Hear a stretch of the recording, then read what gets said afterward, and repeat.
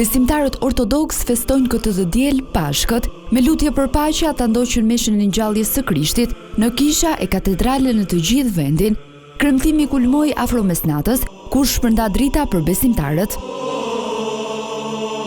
Në Tiranë, mesha e shenjtë u mbajt në katedralen Ngjallja e Krishtit në drejtimin e kryepeshkopit Joan.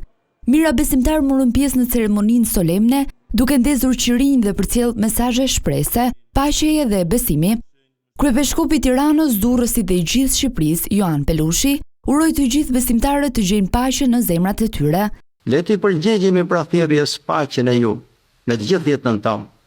Le të bëhemi në vetë paqebërës në një botë që po shkatërrohet nga urrëtia, nga lakmia dhe egoizmi.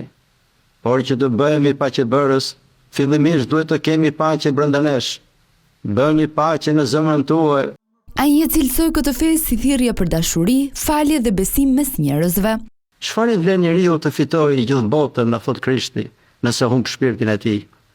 Këto fjalë janë më aktuale se kur. Jetojmë në një epokë ku njeriu ndjek pa pushim të mirat materiale, sigurinë, statusin shoqëror, dhe megjithatë ndihet më i zbrazur, më i vetmuar, i paplotësuar, më i shqetësuar se kur. Ndërsa gjallja na zbulon një të vërtetë të madhe, kush ka Krishtin në zemrën e tij, nuk i mungon asgjë. Atmosfera e kësaj nate të veçantë u shoqërua me lutje, ndërsa këmbanat shpallën ngjalljen.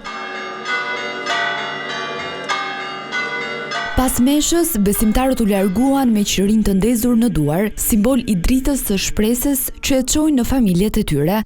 Sipas traditës biblike, Pashka shënon triumfin e jetës ndaj vdekjes përmes Jezu Krishtit.